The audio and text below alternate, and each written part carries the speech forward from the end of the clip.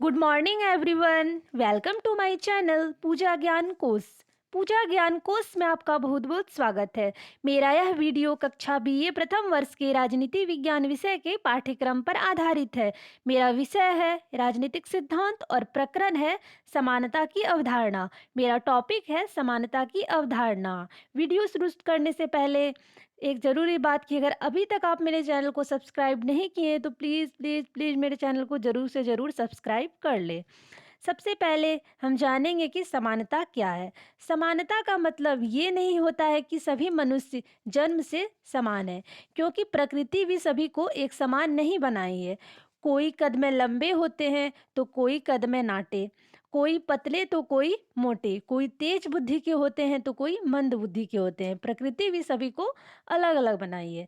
समानता का अर्थ होता है कि सभी व्यक्तियों को अपने व्यक्तित्व के विकास के समान अवसर दिए जाने चाहिए, जिससे कि सभी व्यक्ति अपना जीवन का विकास कर सके। जैसे बुद्धि, बल और प्रतिभा की दृष्टि से श्रेष्ठ होने पर भी अनेक बार निर्धन व्यक्तियों के बच्चे अपने व्यक्तित्व का विकास नहीं कर पाते, जैसा विकास उससे कम बुद्धि बल वाले धनी बच्चे कर लेते हैं। यदि किसी वर्ग विशेष को विशेष सुविधाएं प्रदान की जाती है तो समानता का सिद्धांत इसका विरोध नहीं करता, लेकिन शर्त ये होता है कि उस वर्ग के सभी लोगों को ये सुविधाएं प्राप्त हो। जैसे भारत में अनुसूचित जाति और जनजाति को विशेष सुविधाएं प्रदान की गई है। अब आगे समानता के विविध रूप को जानते हैं। समानता के 4 रूप हैं। पहला है वैधिक या कानूनी समानता, दूसरा है राजनीतिक समानता, तीसरा है सामाजिक समानता और चौथा है आर्थिक समानता। पहला है वैधिक या कानूनी समानता। कानूनी समानता का अर्थ होता है कि राज्य के द्वारा सभी के लिए एक समान कानून का निर्माण किया जाना चाहिए। व्यक्ति किसी भी धर्म के हो, किसी भी लिंग के हो, किसी भी जाति के हो, सभी के लिए एक समान कानून होने चाहिए और सभी को शिक्षा, स्वास्थ्य और जीवन के अन्य क्षेत्रों में समान सुविधाएं मिलनी चाहिए। दूसरा है राजनीतिक समानता। दूसरा है राजनीतिक समानता। राजकाज के कार्यों में सभी को समान अवसर मिलनी चाहिए। जैसे मतदान का अधिकार सभी वयस्क को मिलना चाहिए। पागल और दिवालिया को छोड़कर चुनाव में उम्मीदवार बनने का अधिकार सभी योग्य व्यक्तियों को मिलनी चाहिए। प्रार्थना पत्र के माध्यम से अपनी शिकायतें सरकार तक पहुंचाने और राजकीय नियुक्तियां और सम्मान प्राप्त करने का सभी को समान अवसर मिलनी चाहिए।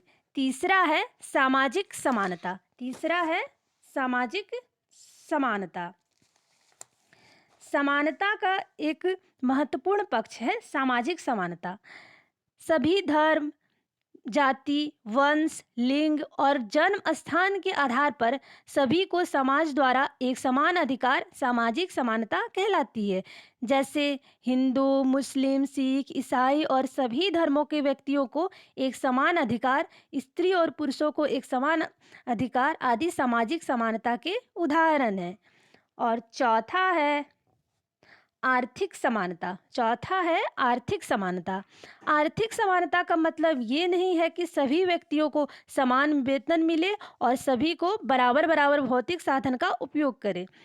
इस प्रकार की स्थिति को प्राप्त कर लेना तो ना ही संभव है और ना ही उचित है। आर्थिक समानता का अर्थ ये है कि सभी व्यक्तियों की आवश्यकताओं की पूर्ति होनी चाहिए तथा संपत्ति की दृष्टि से समाज में अधिक विषमताएं नहीं होनी चाहिए। आर्थिक समानता के संबंध में रूसो का विचार है कि सरकार की नीति ऐसी होनी चाहिए जिससे ना तो अमीरों की संख्या बढ़े और ना ही भिखमंगों की।